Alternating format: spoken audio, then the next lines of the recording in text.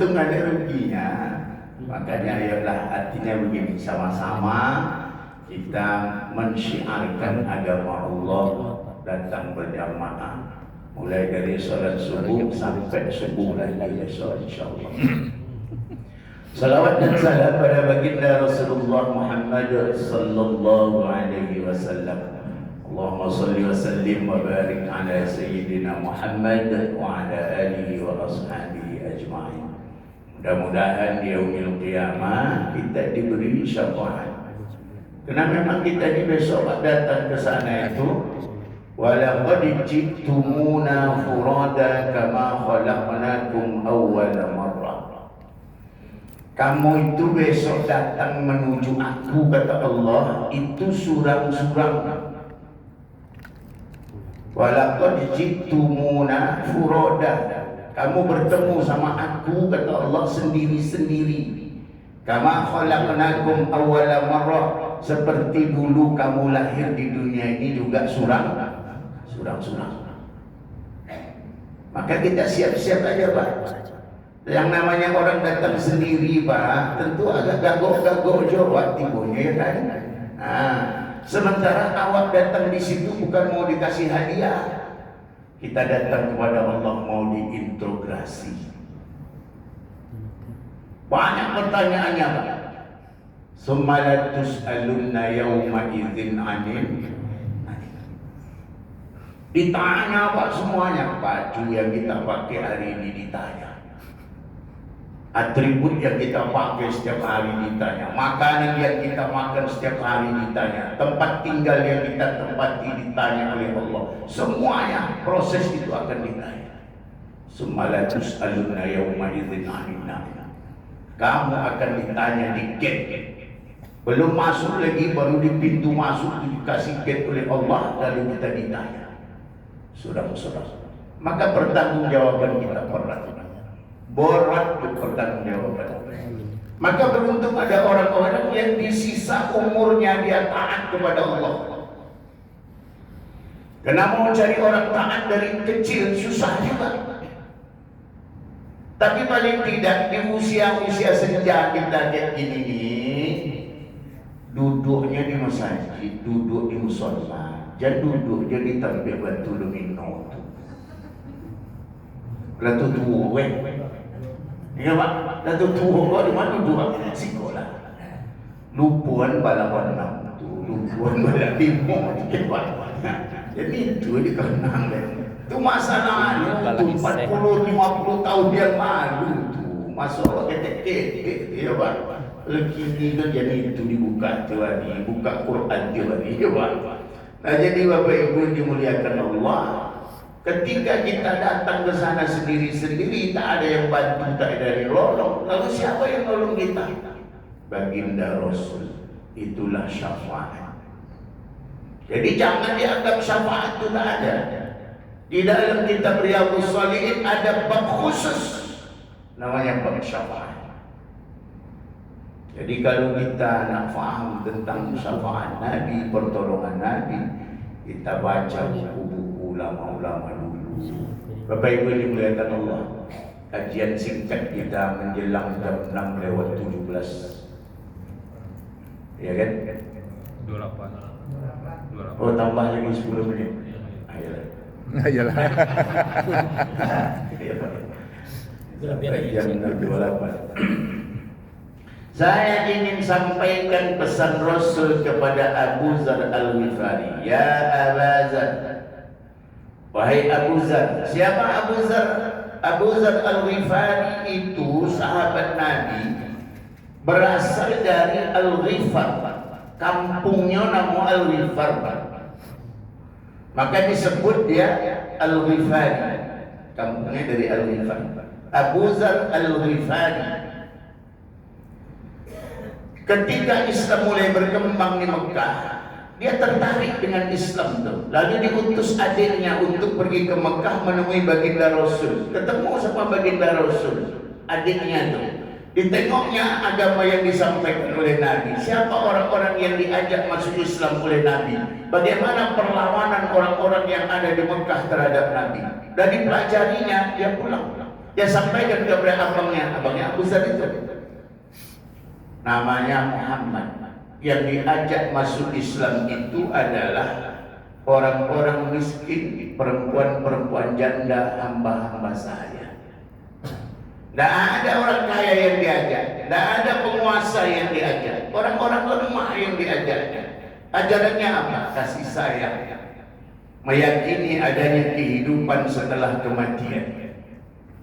Karena di Mekah ketika itu Pak, tidak ada orang percaya sama alam barzah itu Pak. Kalau mati, untuk mati ayamnya ya. Itu paham orang-orang itu. Mati dikubur selesai. Kalau kita kan sekarang tidak apa, banyak prosesnya. Mau mati aja ada prosesnya kita sekarang. Itu yang disebut dengan nazak, itu kan Pak. Nah, kalau orang sedang nazak jangan ditinggal.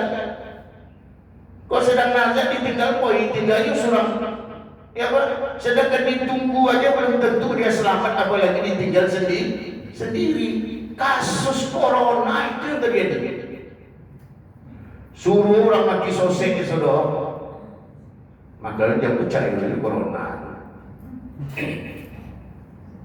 Ada yang pernah kena corona dia kena corona, berarti sisa-sisa umur bawah. Nah, jadi Bapak Ibu sudah disampaikannya oleh adiknya kepada Abu Zar ini, muncul rasa keinginan yang besar untuk dia ketemu sama Nabi. Akhirnya datang dia ke Mekah, dicarinya Rasul berhari-hari tak jumpa. Akhirnya ketemu sama Ali bin Abi Thalib, tanya sama Ali, dibawa oleh Ali ke rumah Arqam ibnu Al-Arqam.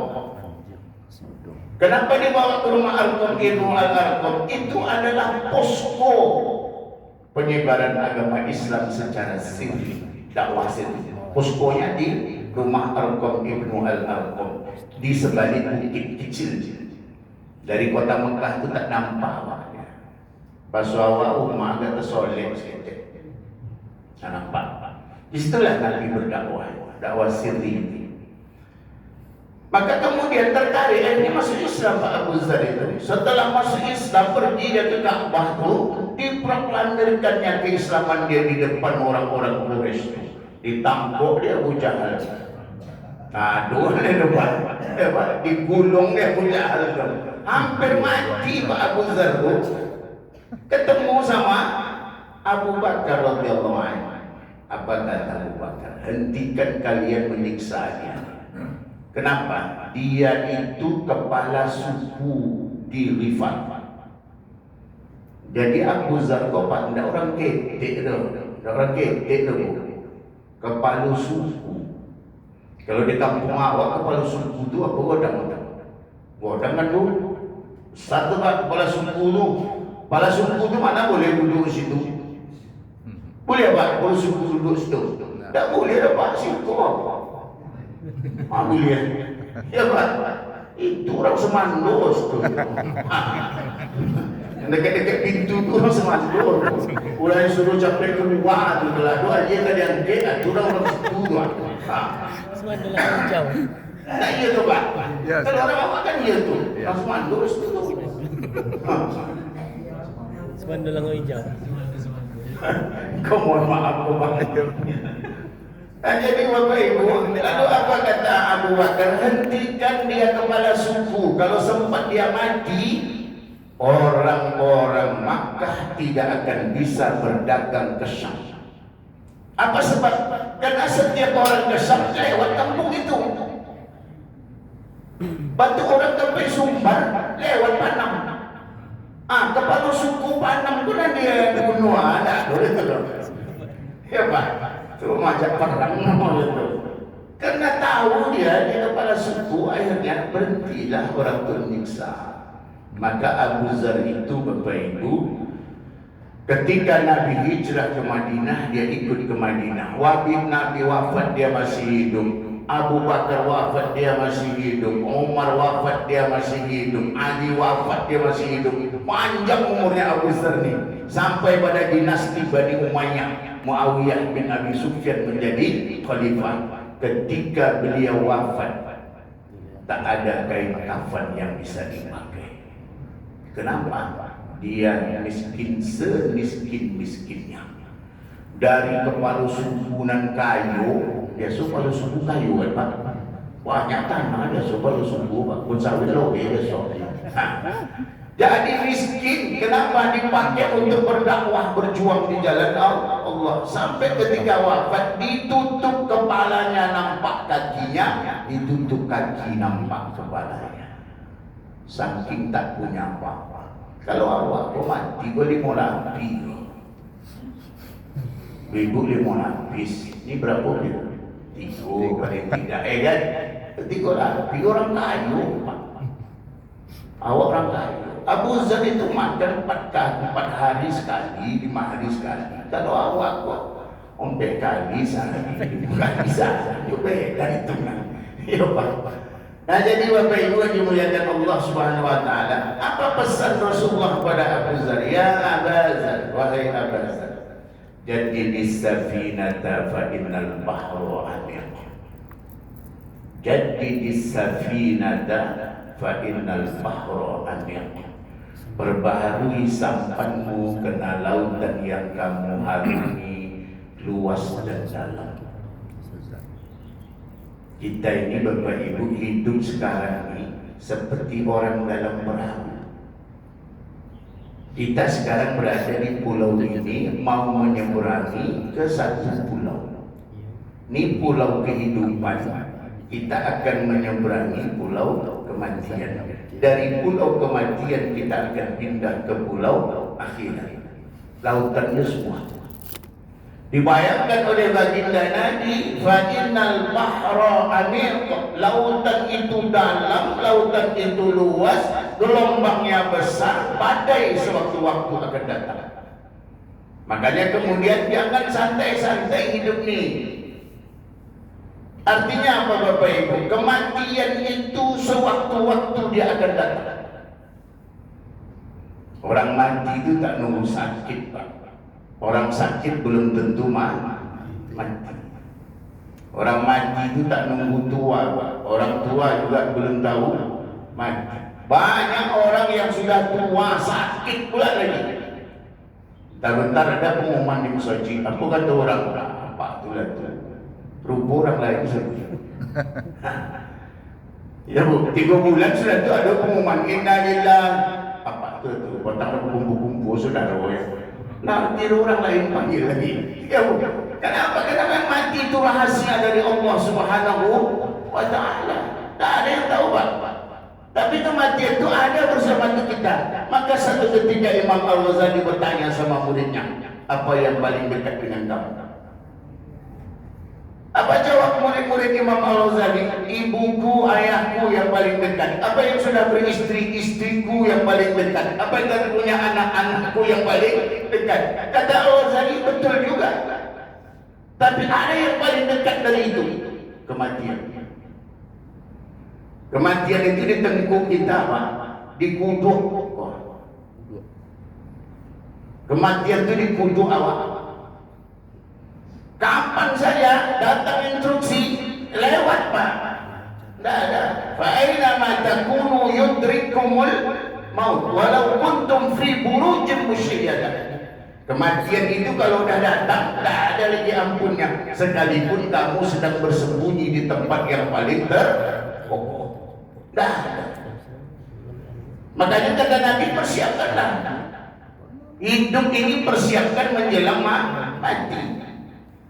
Lalu bagaimana istilah sampan itu? Kehidupan kita sekarang ini ibarat sebuah perahu. Kita ada di dalam perahu itu. Maka Nabi ingatkan kepada kita, jadidu imanakum. Perbaharui iman kita. Nabi pesan sama kita, perbaharui imanmu. Apa sebab? Karena iman ini yazidu wa yanqus. Iman itu kadang naik, kadang turun. Kalau ada orang mati naik sebentar, ada tetangga mati Pak, ada naik sebentar.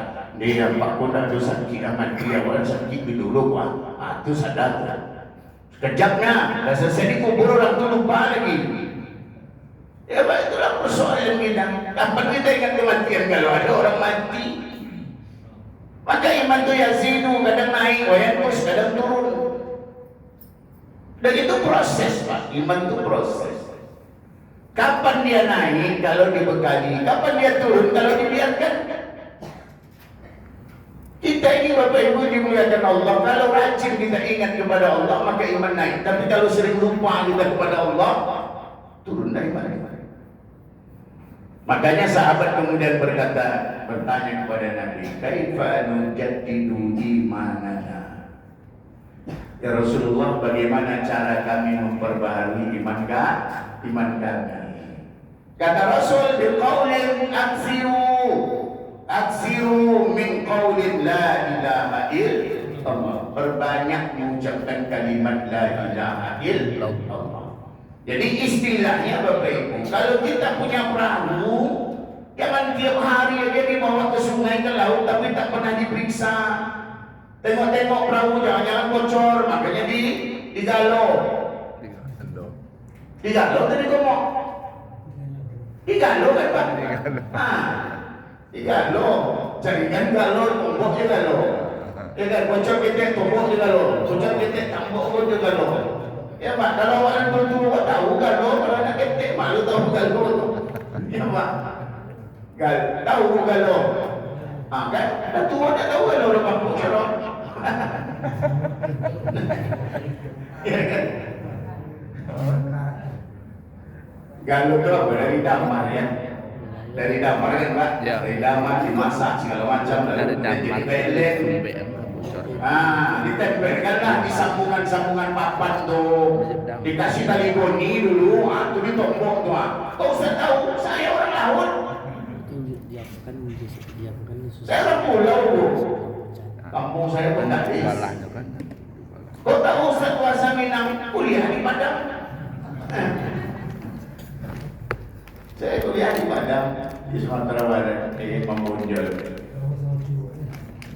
Kenapa tuh bahasa Ocu? Saya di pesantrennya di Bangkina. Wah, ini untungnya saya ini. Kenapa pandai bahasa Jawa? Bapak saya Jawa. Kenapa pandai bahasa Melayu? Mak saya Malaysia. Lengkap. Bahasa Arab, bahasa Inggris itu pandai ya. Jadi Bapak Ibu yang dimuliakan Allah, perbaharui sampan kita. Bagaimana aksiru min qaulin la ilaha illallah. Ayolah kita banyak berzikir kepada Allah Subhanahu wa taala.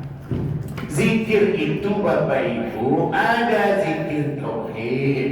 Zikir tauhid itu la ilaha illallah. Ada zikir zat itu Allah. Allah itu boleh pakai dhamir awal, wallah boleh. Tidak pakai dhamir juga boleh. Allah. Kok ada orang alergi yang zikirnya Allah? Tak ada zikir Allah dulu saya. Mana pula datangnya tak ada zikir Allah? Alladzina yazkuruna Allah. Itu ayat tadi tu. Alladzina yazkuruna Allah. Orang-orang yang berzikir menyebut nama Allah. Makanya orang-orang tarekat, orang-orang suluk itu Bapak Ibu zikir saja itu deh. Allah. Ribuan kali, 5.000, 10.000, 11.000 sesuai dengan makom. Dia berada di makom mana. Jadi Bapak Ibu, saya bukan orang tarekat, bukan orang suluk, tapi saya sedikit tahu. Tarekat Sadariyah di Pariaman diulangkan.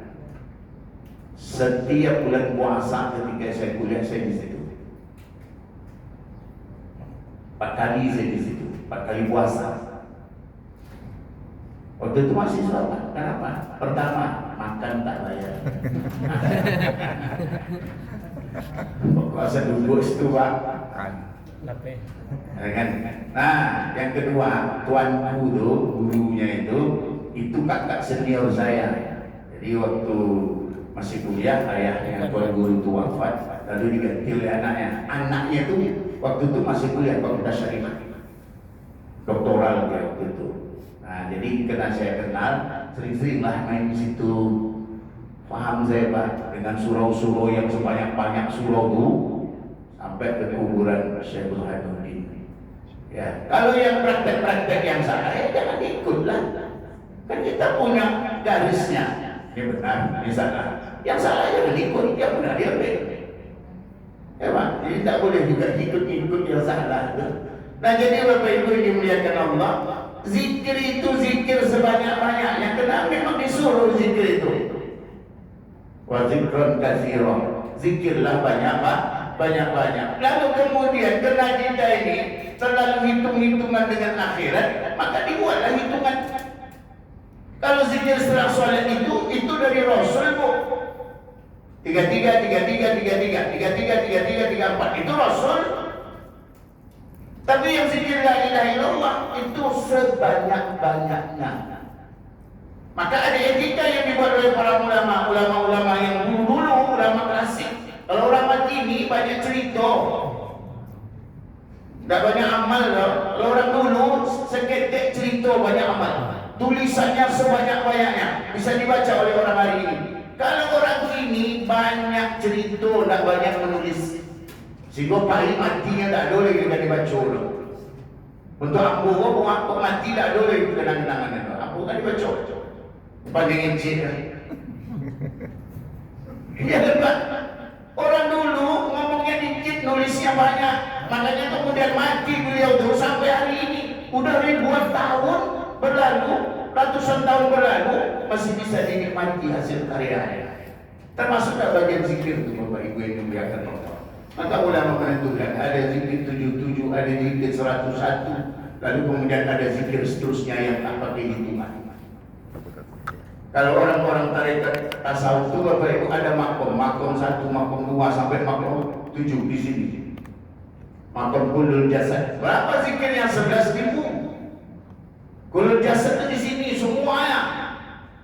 11.000. Pernah kita zikir 11.000 sekali duduk?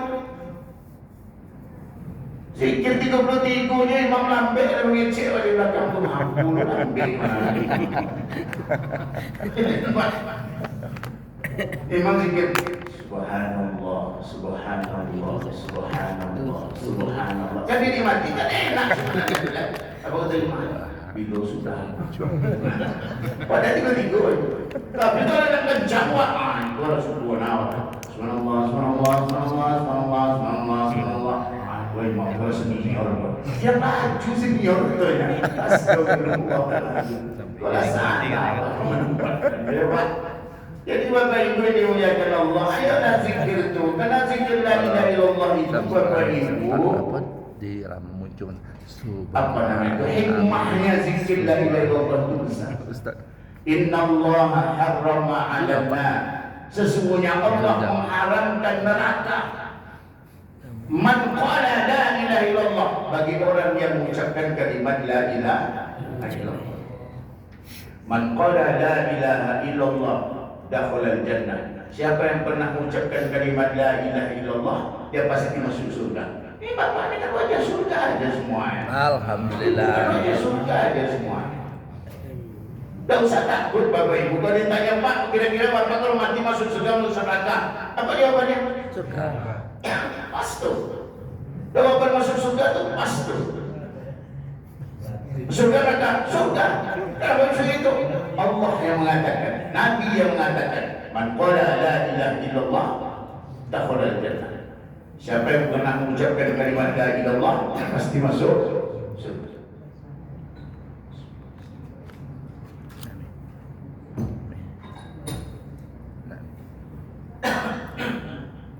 Man qala fi akhir kalamihi la ilaha illallah dakhala al-jannah. Siapa yang ketika akhir dari hidupnya, berarti sedang sakaratul maut teman, dia ucapkan kalimat la ilaha illallah dakhala al-jannah, dia pasti masuk surga. Makanya Bapak Ibu, orang yang sedang sakaratul maut jangan dibiarkan sendiri. Bimbinglah dia. Ingatkan dia, bisikkan dia. Dibisikkan tuh jangan tanya surat wasiat. Kuat dulu bisa di mana letaknya kening, dimakan tuh. Kartu ATM tanya. Barang ya. Itu bimbing. Limau itu meninggal. Allah. Tengok lidahnya. Kalau dah tak pandai dia ngomong, tengok lidah. Kalau dah bergerak lidah apa? Biarkan aja dia. Kalau dah cincin, biarkan aja, jangan dibimbing lagi. Karena itu akhir perkataan dia. Kalau ada orang datang, jangan bertanya. Oh ente sakit mati ya, jangan terganggu dia lagi. Cukuplah sudah akhir katanya la ilaha illallah. Nyatakan ada kemana? Orang sedang nak mati tanya orang ni sakit tetenya. Orang sedang sakaratul maut. Jadi bapak ibu itu jadi tanya jauhnya kemana? Sakit lagi tu. Jadi bapak ibu, kalimat la ilaha illallah itu kalimat paling terindah. Saya sering jelaskan di mana tempat kalimat la ilaha illallah. Allah itu maha sayang dengan kita. Andai kata kalimat yang membuat dia masuk surga, Bismillahirrahmanirrahim, semua kita tak ada yang bisa baca. Tak bisa. Kenapa? Karena orang yang sedang sakaratul maut, lidahnya sudah keluh, bibirnya tak bisa bergerak. Tak bisa. Maka kalimat la ilaha illallah itu kalimat yang dibaca yang tidak ada bersentuhan bibir. Ya cuma kalimat lidah aja semua itu, Pak. La ilaha illallah. Kan lidah aja, Pak. Tak ada. Kalimat lidah. Kalau seperti bismillah, Pak. Bismillah. Oh, korek tu orang mau mati tu. Berat. Makanya Bapak Ibu biasakanlah kita berzikir la ilaha illallah itu. Supaya apa? Supaya sakaratul maut mudah kita besok. Mudah. Kalimat itu bentuknya aja ringan Pak Bu. Tapi ketika mau mati susah bagi orang mau baca. Susah. Makanya orang mau mati itu tergantung kebiasaan. Kalau kebiasaan dia baik, maka matinya baik. Paling tidak dia ada di seputar itu. Ada di seputar kebaikan itu. Dia Ustaz Mahfuz meninggal katanya. Belum tadi, padahal sumur aku adanya. Itu ceritanya tuh, sekitar kebaikannya tuh. Siapa meninggal bang dia? Belum, ada seminggu yang lewat. Kalau namamu nampaknya macam. Kenapa? Karena setiap ada tanggal merah hari Minggu. Manciang. Macam. Jadi yang diingat oleh orang apa? Manciang. Macam pula. Kalau bapak-bapak ini meninggal, apa cerita orang? Rasul subuh pertama, doa. Padahal ada subuh itu sudah sakitnya, tapi Rasul-Rasul nampaknya subuh itu. Karena tergantung kebiasaannya. Tapi kalau orang tak pergi ke musola, tak pergi ke musola, mati, tak risau orang dong. Mati apa tu? Itu apa? Kenapa? Karena dia tak pernah nampak di sini. Maka kalau mati orang juga tak kaget. Tak kaget. Makanya Bapak Ibu dimuliakan Allah. Ada tulisan di baju. Datanglah ke masjid untuk berjamaah sebelum datang ke masjid menjadi jenazah. Ada kan? Ada tulisan baru keluar. Saya tengok-tengok ni cantik juga baju. Kalau sempat saya pakai kan. Hebat juga kan Bu? Kenapa? Ada yang punya baju tu? Kalau ada bagi-bagi lah. Datanglah ke masjid sebagai jemaah sebelum datang ke masjid sebagai jenazah. Betul tu. Maka saya pernah ceramahkan di beberapa tempat. Ada yang bertanya, Pak Ustaz, boleh tak orang mati itu tidak disolatkan di dalam masjid? Saya bilang boleh. Boleh, taruh aja di teras tu. Jenazahnya, awak solat di sini. Kenapa? Ibunya tak mau masuk sedih. Kalau mati tak mau masuk sedih. Kira-kira masjid ni untuk orang hidup atau untuk orang mati? Hidup. Kalau tahu masjid untuk orang hidup, ketika hidup itu lah datang masjid. Yang ketika mati baru datang. Ada orang mati itu, tak apa-apa dah masjid. Orang-orang itulah. Tak lupa dia yang menghibur orang. Yang jelas hati-hati. Jangan besok mau bek ketika awak mati, jenazah tidak dibawa masuk. Jangan bek. Tolong Bapak Imam, tolong Bapak Ustaz, ayah kami tolonglah semayang dalam saji. Apa kata pengurus? Dulu waktunya itu kami buka pintu, kau yang tak mau masuk. Jadi kini kalau mati, Pak Polo cara kami kamu buka. Kok dibuka pun tak bisa jalan. Pak, buka lagi dulu, sudah masuk. Ya kan Pak? Tidak ada guna oleh Pak. Kalau mati, tak ada guna. Disolatkan di mana saja sama. Di dalam masjid, di luar masjid, bagi orang yang mati sama aja. Sama aja. Kenapa? Karena solat itu hanya untuk melepaskan kewajiban orang-orang yang hidup. Memang ada hadis Nabi, ada siapa orang yang disolatkan oleh 40 orang yang betul-betul beriman, tak pernah syirik kepada Allah. 40 ini tak pernah syirik, maka diampuni dosa orang yang mati. Betul memang, dosa yang mana? Bukan dosa tak semayang. Enak kali Pak kalau dosa tak semayang diampuni gara-gara orang yang sholat. Harus dibayar yang 40 itu mahal-mahal. Ya kan Pak, selama ini kita semayang, begitu mati diampuni dosa gara-gara yang mensolatkan 40 orang tak ada yang berdosa, tak ada berdosa. Harus dibayar mahal imamnya itu. Imamnya ustaz kan Pak. Jadi Bapak Ibu yang dimuliakan Allah Subhanahu wa taala, ayolah la taqumus sa'ah hatta la yaqula fil ardi Allah Allah Allah. Kiamat tidak akan pernah terjadi selama di dunia ini masih ada orang yang berzikir kalimat Allah Allah. Jadi kalau setiap mushola, setiap masjid masih ada orang berzikir, insya Allah kiamat dijauhkan oleh Allah. Tapi kalau orang tak alergi sama zikir, atau pulang. Siap salat pulang, tak ada lagi zikir lagi. Hati-hati mempercepat kiamat tu Pak. Kan ada orang itu kan Pak? Ada. Assalamualaikum warahmatullahi wabarakatuh. Pulang. Mempercepat Dinas. kiamat. Untuk musola masih ada zikir. Saya pertama bulan lalu masuk, tak mau saya jadi imam. Kenapa? Saya tak tahu. Nanti saya zikir orang pun tak tahu zikir orang zikir kan? Awak tak zikir, rupanya Islam zikir orang sebelum itu orang yang jawab. Ibu setengah puluh di bawah kan? Makanya Bapak Ibu kita belajar situasi itu. Saya selalu baca buku Buya Hamka. Buya Hamka itu Bapak Ibu.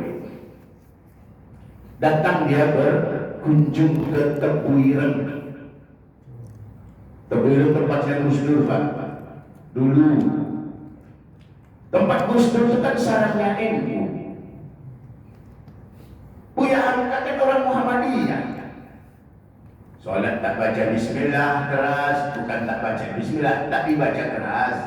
Siap solat tak zikir bersama, dia baca surah-surah. Sudah subuh tak baca kunut, dalam subuh tak baca kunut. Mana ada kunut dia?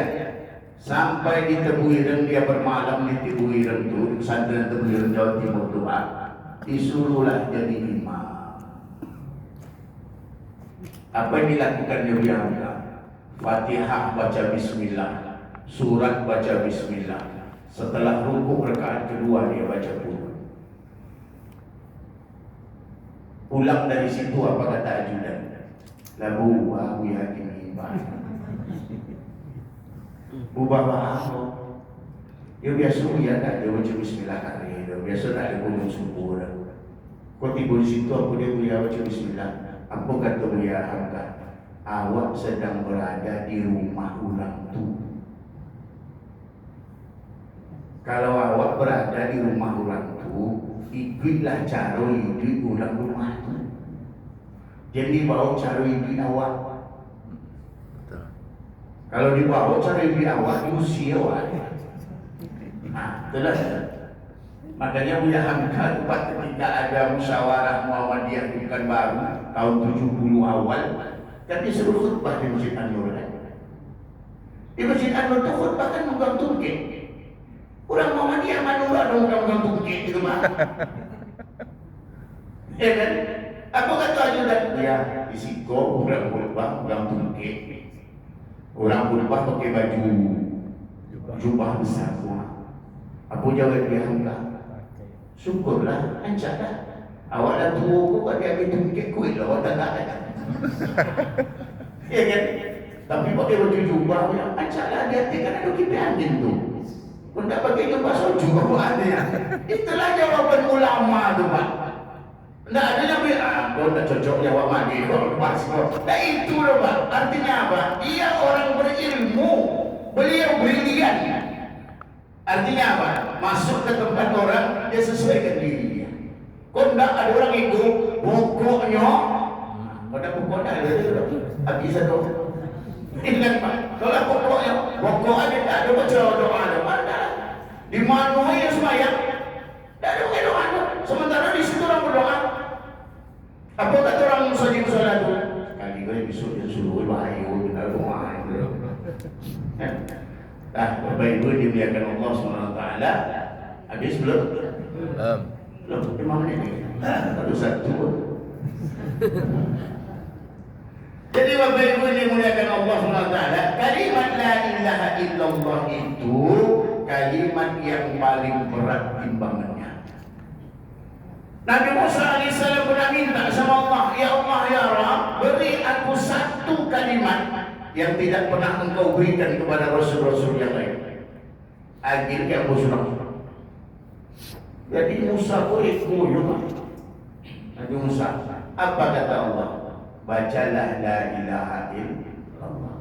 Apa kata Nabi Musa? Tidak ada kalimat la ilaha illallah. Itu kan pernah kau berikan juga sama Nabi Rasul yang sebelumnya. Jawab Allah apa? Kamu meminta yang mana lagi? Yang mana lagi yang kamu minta? Selain la ilaha illallah itu. La ilaha illallah itu ketika kamu baca satu kali, lalu diletakkan di timbangan. Langit bumi dengan isinya diletakkan di timbangan ini, lalu ditimbang.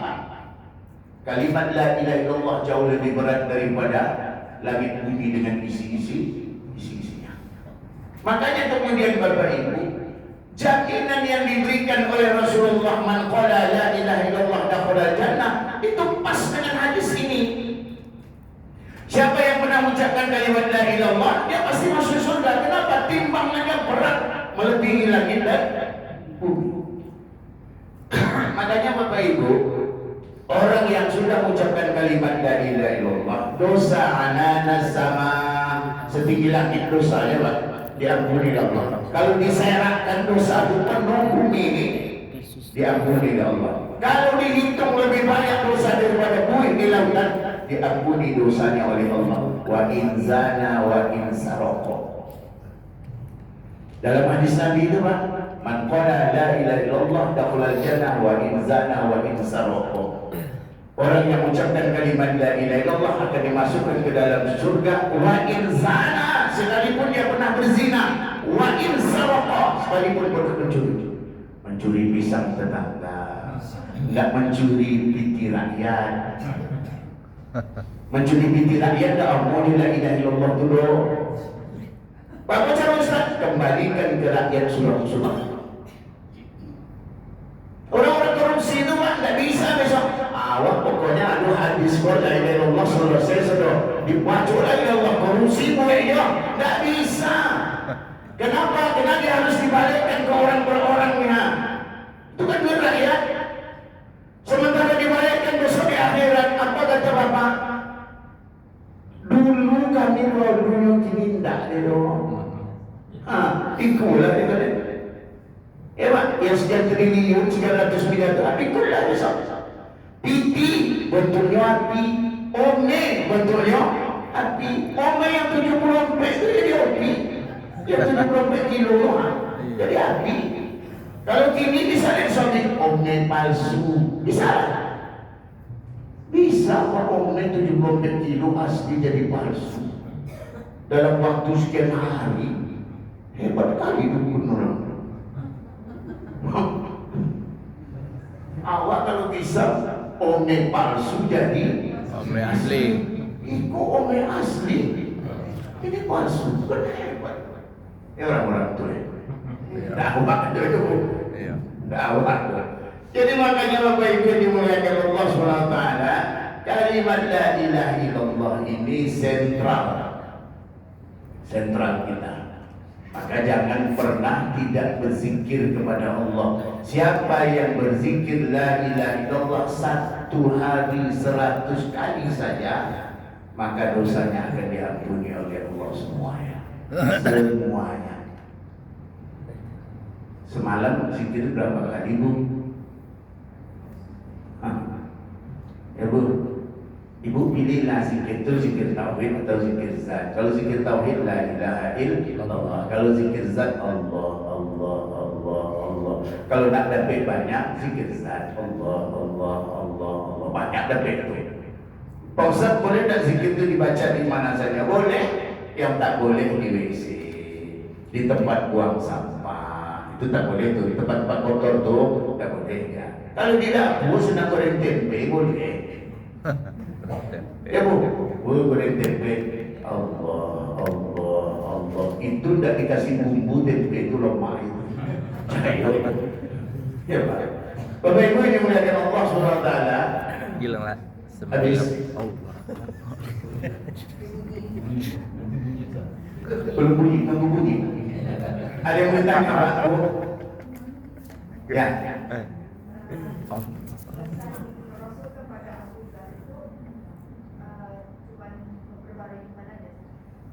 Empat. Yang nomor 2 bulan besok, nomor 3 bulan besok lagi. Bulan besok lagi. Menjelang puasa selesai. InsyaAllah. Sedangkan yang bulan lalu masih tersampil cie kan? Kalau nak menjelaskan cie bulan lalu. Kau nama tu, Bu? Ya kan? Pesan-pesan tu ada cie. Kesampil ada tu. InsyaAllah dia ambil satu, Bu. Empat-empat. Tidak isu ini ni, Bu. Ya. Dah, Bapak Ibu yang dimuliakan Allah SWT, itu kajian kita semua ini. Kita tutup dengan doa. Alhamdulillah.